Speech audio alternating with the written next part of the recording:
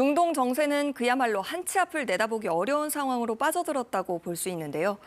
미국은 이란의 정권 교체를 목표로 하지 않는다면서 핵시설 제거를 위한 제한적인 군사작전임을 밝혔지만 세계 경제와 국제안보 질서도 큰 영향을 받을 것으로 보입니다.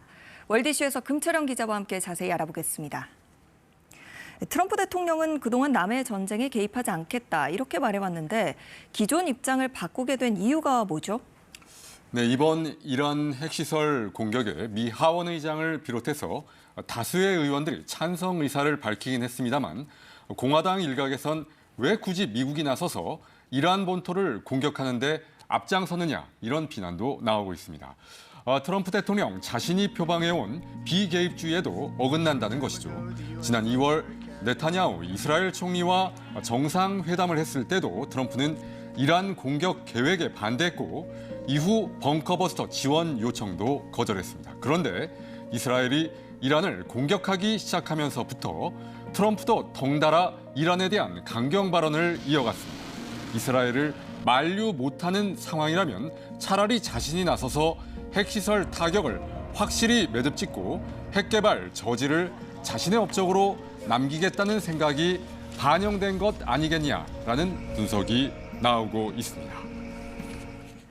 이번 미국의 공습으로 이란의 핵시설이 얼마나 파괴됐고 또 핵 역량이 얼마나 무력화됐는지도 좀 알아봐야 될 것 같은데 어떻습니까? 네, 지상에 노출된 시설들은 이미 이스라엘 공군기들의 정밀 폭격으로 대부분 무력화됐기 때문에 우라늄 농축 지하 핵시설이 미군의 목표였다 이렇게 볼 수 있겠습니다.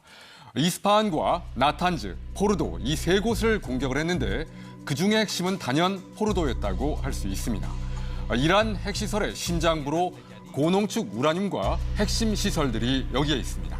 이스파한에는 벙커버스터가 투하되지 않았고 나탄즈에는 벙커버스터 2발이 투하됐지만 포르도엔 12발이나 투하가 됐습니다. 하지만 포르도는 산악지대에 있고 지하 700m까지 시설이 갖춰져 있다는 분석도 있어서 이번 공격으로 얼마나 파괴가 됐는지는 좀 더 지켜봐야 할 것으로 보입니다.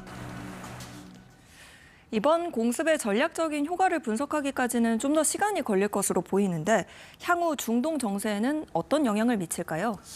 네, 이란이 호르무즈 해협 봉쇄와 중동 내 미군 기지 타격을 이미 예고한 상황이어서 미국을 상대로 한 이른바 성전 촉구 등으로 당분간 긴장 고조는 불가피해 보입니다. 다만 이란이 우호 세력들을 어떻게 끌어모으느냐가 관건이 될 것으로 보이는데요. 현재로선 이란의 우군이 많지 않습니다. 이스라엘의 공격으로 레바논의 헤즈볼라, 예멘의 후티 반군 등 이른바 저항의 축이 거의 붕괴가 된 상태고 긴밀한 관계를 유지해왔던 시리아의 아사드 정권도 무너진 상태입니다. 이란으로선 저항의 축을 연결하던 시리아의 회랑지대가 없어진 셈입니다. 반대로 이스라엘은 지금이 미군을 끌어들여서 이란 핵시설을 공격할 절호의 기회로 본 것이죠. 세계 경제도 당연히 영향을 받을 텐데 한반도 정세에는 어떤 영향을 미칠까요?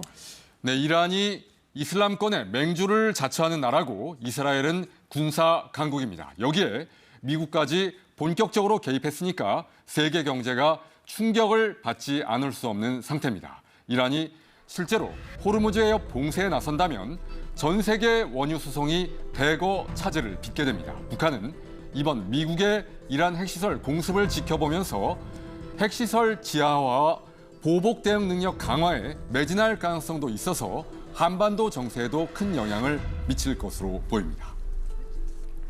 네, 월드이슈 금철영 기자와 함께했습니다. 잘 들었습니다.